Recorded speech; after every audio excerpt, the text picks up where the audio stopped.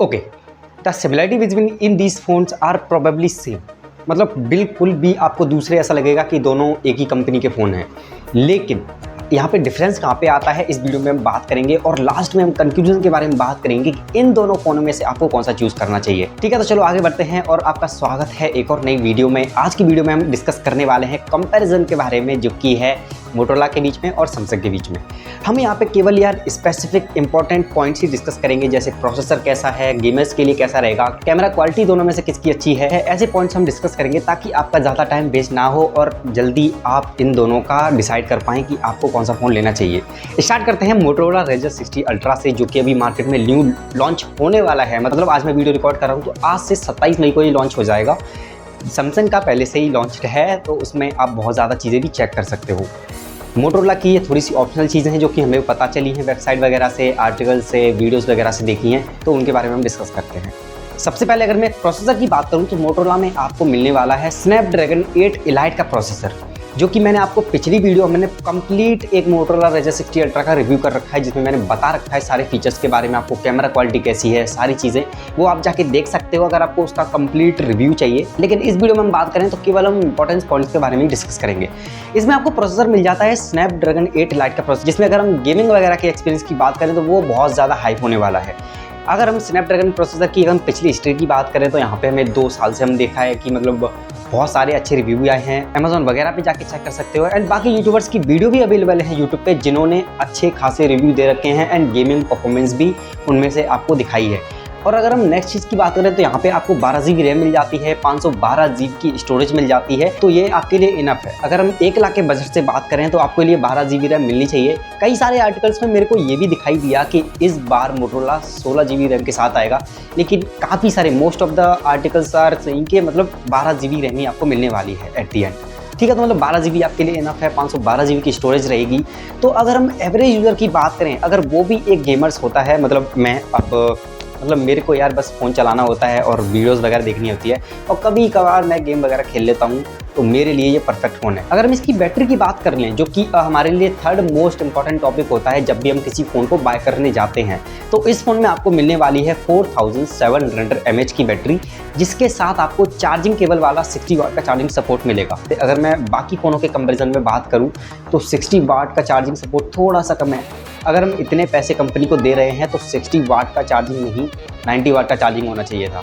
खैर, अगर हम बैटरी परफॉर्मेंस की बात करें तो ये फ्यूचर में ही पता चलेगा जब फ़ोन आएगा, तो उस पर भी हम सेपरेट एक वीडियो बनाएंगे। तो अगर हम ओवरऑल फ़ोन की बात करें तो जो भी हमें 1 लाख के अंदर मिलना चाहिए था वो मिल रहा है। चाहे आप गेम खेलते हो तो आपके लिए स्नैपड्रैगन 8 लाख का प्रोसेसर मिल रहा है। अगर आपको रैम वगैरह ज़्यादा चाहिए तो आपको 12 GB रैम मिल रही है। एंड्रॉइड वर्जन 15 मिलने वाला है, जिसमें आपको UI वगैरह बहुत ज़्यादा अच्छी मिलने वाली है, जो कि हमारे जो आजकल के फ़ोन आ ही रहे हैं जिनमें हमें कस्टमाइजेशन का भी ऑप्शन मिलता है, ऐप कस्टमाइजेशन, हमें नोटिफिकेशन कस्टमाइज़ कर सकते हैं एंड अदर आइकन्स वगैरह भी हम कस्टमाइज़ कर सकते हैं। जो नेक्स्ट चीज़ की तरफ बढ़ते हैं, कैमरे की मैंने पिक्चर क्वालिटी आपको स्क्रीन पे दिखा रखी है। इनको देखो, ऑब्जर्व करो, कंपैरिजन करो उन फ़ोनों से जो मार्केट में पहले से अवेलेबल हैं, जो कि नए आए हैं, मतलब 40,000 के अंदर में बजट में आए हैं, चाहे वो थोड़ा सा लोअर प्राइस है या कि 20,000 में आया है, तो उनसे थोड़ा सा कंपैरिजन करो। इससे थोड़ा सा आइडिया लगेगा कि हम 1 लाख रुपए कहाँ पे लगा रहे हैं, या फिर हम 40,000 के अंदर में ऐसी चीज़ें मिल रही हैं क्या नहीं। ठीक है, तो ये थोड़ा सा आपको हेल्प करेगा। कैमरे की अगर मैं मेगापिक्सल की बात करूं तो पीछे आपको 2 कैमरे दे रखे हैं, जिनमें से अगर हम प्राइमरी कैमरा की बात करें तो यहाँ पे आपको 50 मेगापिक्सल का मिलेगा, एंड जो सेकंड जो आपका कैमरा है वो आपका अल्ट्रा वाइड एंगल कैमरा है, जो कि सेम एज 50 मेगापिक्सल ही है। यानी कि 2 कैमरे मिल जाते हैं आपको 50 मेगापिक्सल के। फ्रंट कैमरा आपको 50 मेगापिक्सल का मिलने वाला है। तो कैमरे वगैरह की पिक्सल वगैरह ये हैं। पिक्चर क्वालिटी मैंने आपको सजेस्ट कर रखी है स्क्रीन पे, आप इनको देखो, ऑब्जर्व करो और कंपैरिजन करो उन फ़ोनों से जो कि मार्केट में पहले से अवेलेबल है। तो ये थे कुछ की पॉइंट्स जो कि हमें कोई भी फ़ोन लेने से पहले जानने चाहिए।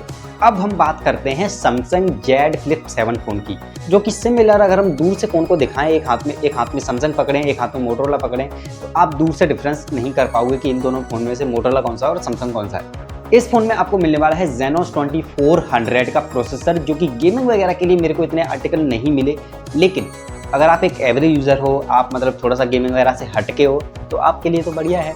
आप इसमें गेम आराम से खेल सकते हो, चाहे कौन सा भी गेम हो गया, फ्री फायर हो गया और आपके और भी गेम्स आते हैं, मतलब रनिंग गेम हो गए, टेम्पल रन 3 हो गया, मतलब ये सारी चीज़ें आप आराम से स्मूथली चला पाओगे। मल्टीटास्किंग हो गई, आप अलग अलग चीज़ें भी कर सकते हो। तो ओवरऑल हम जब यार प्रोसेसर की बात करते हैं तो हम लैगिंग से रिलेटेड ही करते हैं कि मतलब यार फ्यूचर में दिक्कत तो नहीं देगा अगर मैं कोई गेम वगैरह खेलूँ या फिर मल्टीटास्किंग करूँ या फिर मेरा फ़ोन हीट हो जाए। तो कई सारे फ़ोन ना हीट होने पर ही लैग करने लगते हैं, ठीक है। तो इस फ़ोन में आपको यार ऐसी चीज़ें तो नहीं मिलेंगी, लेकिन मैं श्योरिटी भी नहीं दे सकता कि इस फ़ोन में आप यार बहुत अच्छी गेमिंग खेल सकते हो। लेकिन हाँ, मैं आपको मोटोरोला रेजर 60 अल्ट्रा के बारे में बहुत श्योरिटी से बोल सकता हूँ कि उसमें आप आराम से गेम खेल सकते हो, जिसका प्रोसेसर है स्नैपड्रैगन 8 एट। लेकिन देखिए, अगर मैं बात करूँ कि यहाँ पे अगर आप दोनों में से कौन सा चूज़ करोगे, अगर एक एवरेज पर्सन से पूछा जाए तो मोस्ट ऑफ द टाइम कि वो सैमसंग जेड फ्लिप 7 ही परचेस करेगा, क्योंकि सैमसंग एक ब्रांड है। आपको पता है कि सैमसंग के कौन से प्रोडक्ट्स हैं मार्केट में एंड सैमसंग की क्या क्या चीज़ें हैं, सैमसंग ने क्या प्रोवाइड करा है मार्केट में। अगर कैमरे के बारे में ही अगर बात करें तो सैमसंग S24 है, सैमसंग S23 है मार्केट में, तो उनके कैमरे तो आपको पता ही है कि मतलब कैसे आ रहे हैं, ठीक है। और चीज़ों की बात कर लेते हैं। इस फोन में आपको मिलने वाली है 8 GB रैम, मोटोरोला में आपको मिल रही थी 12 GB रैम। तो परफॉर्मेंस वगैरह में थोड़ा सा आपको लो देखने को मिलेगा, क्योंकि गेमिंग वगैरह के लिए मेरे को ठीक लगता नहीं है फ़ोन। लेकिन गेम अगर आप आराम से मतलब जो नॉर्मल गेम्स है आप आराम से खेल सकते हो। 8 GB रैम मिल जाती है। स्टोरेज आपको सिमिलर मोटोरोला की तरह मिलती है, जो कि है 512 GB, जिससे में आप डॉक्यूमेंट्स वगैरह का काम कर पाओगे। एंड्रॉइड वर्जन 16 आपको मिलने वाला है, जो कि थोड़ा सा बड़ा है और न्यूली मार्केट में आने वाला है, जिसमें आपको बहुत अच्छे फीचर्स देखने को मिलेंगे। आप ऐप को कस्टमाइज़ कर सकते हो, अंदर के फीचर को भी और ज़्यादा कस्टमाइज़ कर सकते हो, अपने हिसाब से चीज़ों को यार अलाइन कर सकते हो। और UI वगैरह में भी आपको बहुत अच्छी चीज़ें देखने को मिलेंगी इस बार। बैटरी की अगर मैं साथ में बात करूँ तो इसकी बैटरी भी मोटोरोला से कम है। तो थोड़ी चीज़ें यार मोटोरोला के कंपैरिजन में मोटोरोला एक मतलब जो नया लॉन्च करा है तो वो यूज़र्स परस्पेक्टिव से ही करा है कि मतलब यूज़र्स को इस बार खुश कर देना है बिल्कुल चारों तरफ से। लेकिन सैमसंग जेड फ्लिप 7 आपको तो पता है कि ब्रांडिंग वगैरह फोकस करता है, कैमरे पे फोकस करता है, तो इसकी बैटरी है 4300 mAh बैटरी। निराश होने की बात नहीं है इसमें, मतलब परफॉर्मेंस वगैरह में तो ऐसा नहीं है कि कई सारे फ़ोन आपने ऐसे भी देखे होंगे जिनमें 5000 mAh बैटरी है, लेकिन उनकी बैटरी बहुत जल्दी डाउन हो जाती है। तो ऐसी कोई मतलब सोचने की बात नहीं है कि इसमें बैटरी कम है तो चलेगा कैसे, ठीक है। तो कैमरे की हम बात कर लेते हैं। आपको 2 कैमरे पीछे सिमिलर देखने को मिलेंगे मोटोरोला की तरह। मैं या फिर ये बोलूँ कि सैमसंग की तरह मोटोरोला का फ़ोन बनाया गया है या फिर मोटोरोला की फ़ोन की तरह सैमसंग का फ़ोन बनाया गया है। नहीं, हम ये नहीं बोल सकते, ठीक है। मतलब मोटोरोला का फ़ोन सैमसंग की तरह बनाया गया है। तो ये फ़ोन सबसे पहले आया था। पीछे आपको सिमिलर 2 कैमरे दे रखे हैं। अगर मैं फर्स्ट कैमरे की बात करूँ तो वो आपका 50 मेगापिक्सल का है, लेकिन अगर मैं सेकंड कैमरे की बात करूँ तो वो आपका 12 मेगापिक्सल का है, जिसे हम अल्ट्रा वाइड एंगल कैमरा भी बोल सकते हैं। और हाँ, आपको 10 मेगापिक्सल का फ्रंट कैमरा मिल जाता है। तो मतलब उसकी मैं आपको यार पिक्चर क्वालिटी नहीं दिखा सकता, क्योंकि यार सेल्फी मोड है वो कैमरा, तो most of the users are taking selfies. तो आपको पता है कि मतलब अगर मैं किसी के दूसरे की इमेज लूँगा तो कॉपीराइट आ सकता है, ठीक है। तो ओवरऑल यार यही थे रिव्यू जो कि हमने की इंपॉर्टेंस पॉइंट डिस्कस करे हैं। इन दोनों फ़ोन में से आपको कौन सा चूज़ करना है, अब ये आपके ऊपर है चॉइस। मेरी तरफ से अगर मैं न्यूली लॉन्च, अगर मैं आज की डेट की बात करूँ, 2025 की बात करूँ, तो मोटोरोला ने इस बार यार यूजर्स को बहुत ज़्यादा खुश करने की कोशिश करी है।